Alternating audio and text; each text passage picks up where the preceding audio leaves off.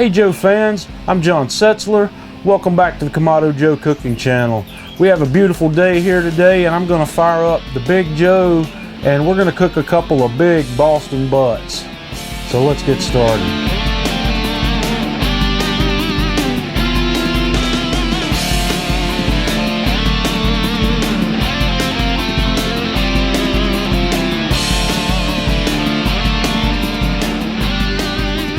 I've got a full load of charcoal in the firebox of our Big Joe here, and I've got one Kamado Joe fire starter cube right down here in the middle. I've got it buried kind of deep in there. I'm going to light that guy up and we're going to let this burn with the lid open for about 10 minutes.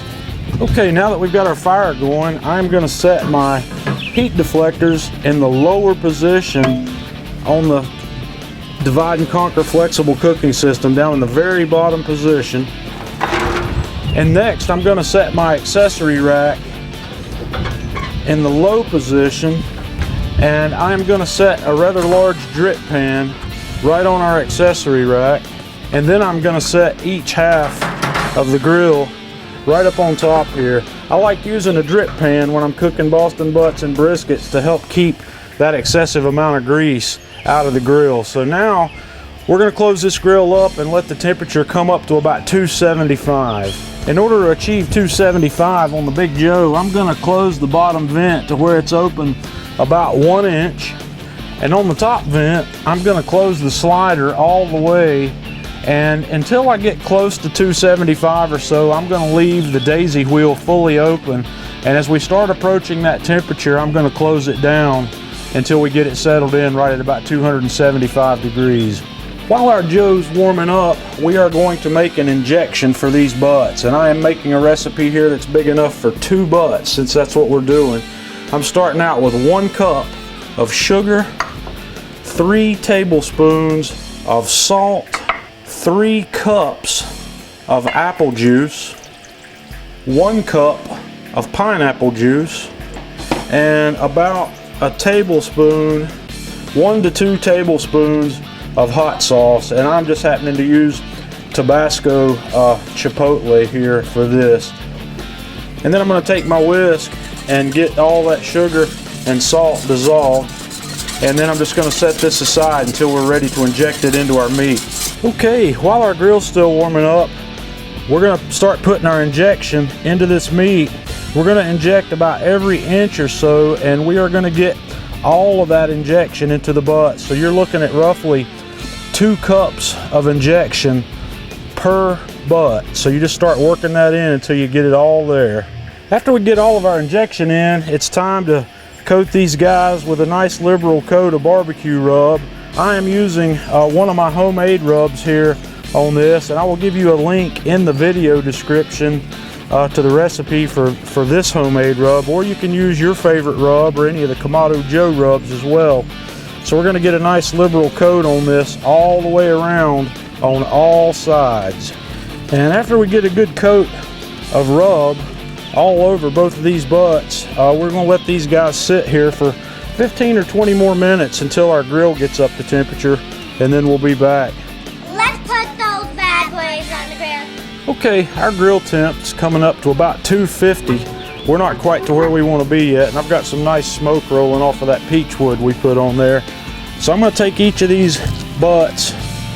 We're looking at about 8 pounds a piece here. I'm going to set them right in the middle of the grill, right over my drip pan, and we're going to close the lid up on this thing and let the temperature continue to come up. Like I said, I was shooting for 275, so we're going to be cooking these guys between 275 and 300 degrees today.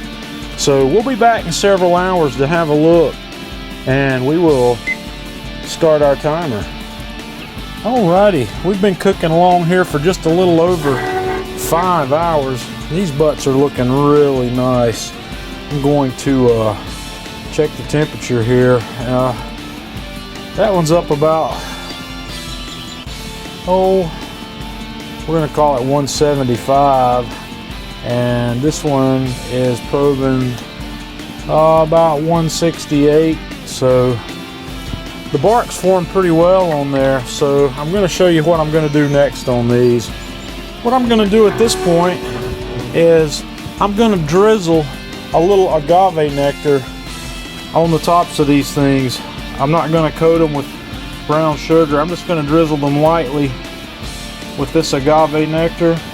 And I'm not gonna foil these like you would do it traditionally, but I am going to tint them with foil, which is a little different than what a lot of people do. I'm just gonna lay the foil right over the top of those, just like that, and we're gonna let them continue to cook. Okay guys, we've been going here for about 7.5 hours, and I've got one of these I think's about ready to come off. This one on the right here is really probing tender, and it's looking like it's about ready. So I'm gonna take this one off. We're gonna double wrap it in foil, and I'm gonna put it in my cooler to let it rest, and we'll be back shortly to get the other one off. The other one's not quite ready yet. Okay, we are 7 hours and 50 minutes into this cook, and I believe these guys are ready, man. This second one is probing very nicely. It's up to almost 200 degrees, and we're going to take this one off. We're going to double wrap it as well, and we're going to put it in the cooler, and we're going to let it rest for about an hour or so before we come back to cut into these guys and look and see what we've actually got. So we will be back. Okay, these guys have been resting for about an hour, so I'm ready to pull one of these open here, and let's dig in there and take a look, see what that meat looks like. First thing I'm going to do is just kind of slice. That bark comes right off. Man, it smells outstanding too. We're going to slice right down in there, and let's see if you can see that. Let's zoom in a little tighter. Okay, we'll get in there just a little closer. You can see how tender, how moist this is. It's really got a beautiful color to it. I'm going to take this and we're going to pull it apart, and then we're going to have a taste.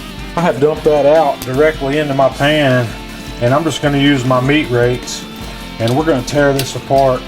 I'm going to give you a quick peek here at a nice piece where you can see the smoke ring in this piece. You know, you got a nice deep smoke ring in this meat. It's absolutely beautiful. Boy, and there's what it looks like pulled apart. So I'm going to dip a little bit of this out onto a plate and we'll have a taste. Okay, one of the first things I like to do is taste a little piece that's heavy on the bark.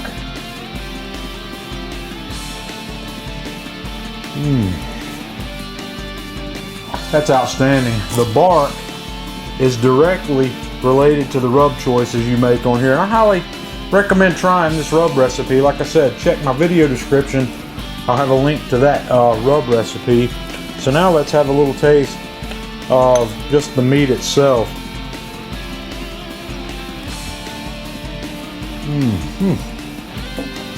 Folks, it's absolutely delicious. The injection that we put in here brings a really nice flavor and moistness to this meat.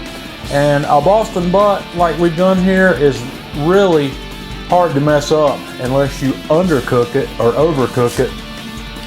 You're going to look for target temperatures of this meat anywhere between 195 and 205 degrees internally. You want it to be what they call probe tender. When you stick that thermometer in there to check the temperature of that meat, that thermometer should slide in there with little to no resistance. If you feel any resistance in there, it's probably not ready yet, and you need to be patient with it.